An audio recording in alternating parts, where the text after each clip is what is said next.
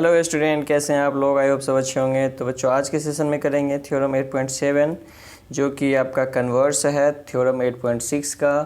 तो चलिए समझते हैं कैसे बनेगा। और उससे पहले अगर आप चैनल पर नए हैं तो प्लीज़ वीडियो को लाइक और शेयर ज़रूर करिए, और साथ ही साथ आप चैनल को सब्सक्राइब कर लीजिए ताकि और भी इसी तरीके से आपको आगे भी वीडियो मिलता रहे। तो बच्चों समझते हैं कि इसमें क्या क्या रहा है। जैसे कि आपने पढ़ा था, अगर आप नहीं पढ़े हो तो प्लीज़ जाके पढ़िए। देखिए कि 8.6 कहता है कि जो पैरेललोग्राम है उसके डायगोनल बाइसेक्ट करते हैं, बट उसका कन्वर्स यहाँ पे क्या कह रहा है कि 8.7 में कि अगर डायगोनल बाइसेक्ट करता है किसी क्वाड्रिलेटरल का तो वो जो क्वाड्रिलेटरल होगा वो पैरेललोग्राम होगा। ये आपको प्रूफ करना है, ठीक है। तो यहाँ पे गिवन क्या है, तो आपको गिवन है इसमें कि डायगोनल जो है बाइसेक्ट कर रहा है। तो ये मान लीजिए ABCD एक क्वाड्रिलेटरल है जिसमें डायगोनल बाइसेक्ट कर रहे हैं। तो डायगोनल बाइसेक्ट करने का मतलब हो गया AO जो है वो OC के इक्वल हो जाएगा एंड OB जो है वो OD के इक्वल हो जाएगा, ठीक है। तो और प्रूफ क्या करना है आपको प्रूफ करना है कि ABCD इज ए पैरेललोग्राम। तो सिंपल है, बहुत सिंपल है। चलिए वीडियो के लास्ट तक बने रहिए ताकि अच्छे से क्लियर हो सके। देखिए सबसे पहले क्या करेंगे कि यहाँ पे ना ट्रायंगल यूज कर लेंगे ये दोनों, क्योंकि हमें पैरेललोग्राम प्रूफ करने के लिए क्या चाहिए, जब तक साइड जो है हमारे पैरेलल नहीं होंगे, जैसे AB अगर हम DC के पैरेलल नहीं कर देंगे, BC अगर AD के पैरेलल नहीं कर देंगे, तब तक ये पैरेललोग्राम नहीं कहलाएगा। तो पैरेलल करने के लिए तो एंगल इक्वल करना पड़ेगा, है ना, तभी तो अल्टरनेट वगैरह यूज कर सकते हैं। तो देखिए यहाँ पे सबसे पहले आते हैं, इन दो ट्रायंगल को कॉन्ग्रुएंट्स कर लेते हैं। कॉन्ग्रुएंट्स करने के बाद CPCT से इस दोनों को हम क्या करेंगे, एंगल को इक्वल करेंगे, फिर अल्टरनेट यूज करके लाइंस को पैरेलल करेंगे। तो जब तक आप पैरेलल नहीं करेंगे तब तक ये पैरेललोग्राम नहीं होगा। तो इसीलिए पहले कॉन्ग्रुएंट्स करेंगे। किन दो ट्रायंगल को कॉन्ग्रुएंट्स करेंगे, तो उसको कंपेयर कर लेते हैं, AOB एंड ट्रायंगल COD।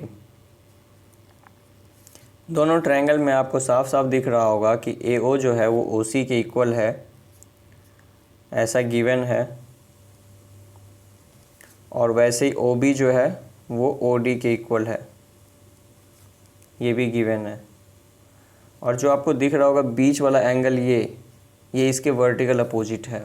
तो यानी एंगल AOB जो है वो आपका इक्वल हो जाएगा COD के, वर्टिकल अपोजिट एंगल। तो यहाँ पे सिंपली क्या हो जाएगा, बाई SAS दो साइड और बीच के एंगल इक्वल हैं, तो SAS कॉन्ग्रुएंसी यूज होगा। तो आप कह सकते हो ट्रायंगल AOB जो है वो कॉन्ग्रुएंट्स हो जाएंगे ट्रायंगल COD के। कॉन्ग्रुएंट्स होने के बाद आप CPCT अप्लाई करेंगे। तो CPCT से आप देखिए कि ये जो एंगल है वो इसके इक्वल हो जाएगा, है ना। तो सिंपली आप लिखेंगे कि एंगल OAB इक्वल हो जाएगा एंगल OCD के, ठीक है। अब यहाँ पे आप क्या देख पा रहे हो कि ये जो दो एंगल इक्वल हुए हैं वो दोनों एक दूसरे के अल्टरनेट हैं, ठीक है।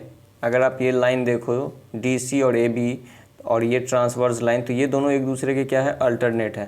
तो अगर अल्टरनेट इंटीरियर एंगल इक्वल होता है तो लाइंस क्या हो जाता है, पैरेलल। तो आप ये सिंपली यहाँ पे लिख देंगे, since alternate interior angle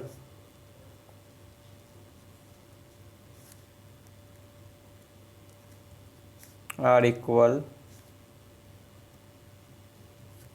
therefore lines क्या हो जाएगा, पैरेलल। AB जो है वो हो जाएगा पैरेलल किसके, CD के, ठीक है। अब ये पैरेलल हो गया। सिमिलरली सपोज कीजिए कि अगर आप इन दोनों को कॉन्ग्रुएंट्स करेंगे तो इसी तरीके से ये लाइन इसके पैरेलल हो जाएगा। तो यहाँ पे फिर से हमें उतना काम नहीं करना पड़े, इसीलिए हम क्या यूज कर लेंगे, similarly. Similarly BC is parallel to BC is parallel to AD। तो जब opposite pair of opposite side क्या हो जाते हैं, पैरेलल हो जाते हैं, तो हम क्या लिखेंगे, ABCD is a parallelogram.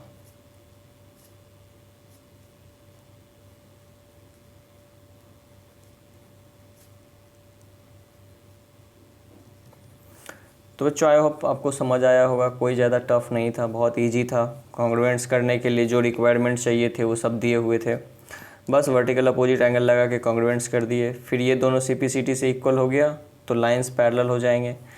तो ऐसे ही करना था। चलिए आई होप आपको क्लियर हो गया हो। अगर आपको वीडियो पसंद आया तो प्लीज़ लाइक और शेयर ज़रूर करिए। चलिए तब तक मिलते हैं नेक्स्ट सेशन में नए थ्योरम्स के साथ।